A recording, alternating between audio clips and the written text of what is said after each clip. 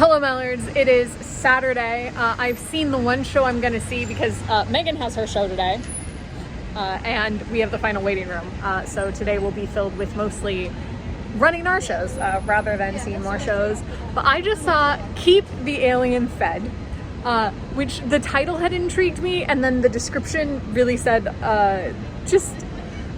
they called it The Truman Show meets Squid Games.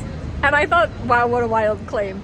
It turns out that the company that puts this on, Shadow Company, is a group of high schoolers. So it is a community theater group for 9th through 12th graders. And they spend the summer devising a piece that they then perform at Philly Fringe. And they've been doing that for several years. I guess sometimes they write it instead of devising it, but this happened to be a devised piece. And it had a lot of cult vibes. It was an absolutely wild trip. I enjoyed the way that they used tech. I'm also very impressed because they've done this show, so they did it the first weekend of Fringe and then this last weekend of Fringe in 2 different venues. So it's interesting to me that they would have to restage it for the 2 different venues. I think that that's really cool. And that's a flexibility and a training that I think is kind of fun for high schoolers. It was a trip. I have not seen Squid Game, so probably there were some Squid Game motifs that I am not familiar with. I guess maybe I'll watch that show eventually, she says, doubting it. But a group wakes up in this room.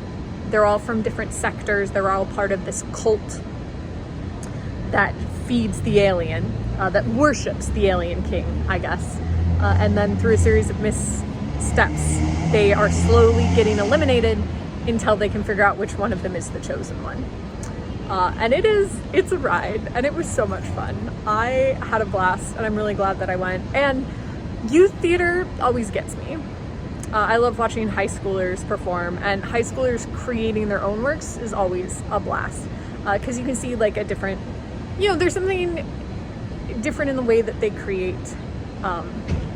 And also you can see the things that they enjoy bleeding through, which I always enjoy. And now I'm gonna go watch Megan perform. We'll see if she can live up to Keep the Alien Fed. I am back in the van for the evening. We had Megan's show first, where I was a terrible tech. Not a terrible tech, I guess, but I absolutely did miss a cue because I tried to click the laptop with the mouse that went to the desktop, and it was wildly unsuccessful. Who knew? That what a shock to everybody that a mouse not connected to that piece of equipment wouldn't work on that piece of equipment. Anyway, I figured it out, and Megan's smooth as fuck, so I don't know that anybody else necessarily noticed. Just me. And then also me. Yeah, okay. Well, also Megan, but that's a given. Of course you noticed. And then we had our final waiting room, which was wild. And we had a bunch of people who rolled in, I think who had seen the show before us and were gonna see the show after, but they just came in and stayed for a little bit and then left.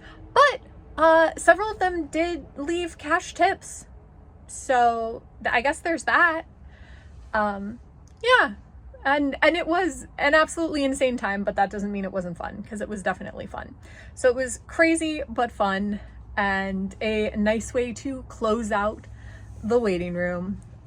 Clark and I were over the top, and so regardless of what sort of wild and crazy experience happened for some of the other people, Clark and I had a great time, and the audience who had bought tickets to the show and was there for the whole time had a really enjoyable time too, and had good things to say afterwards. So we had a lot of fun with that.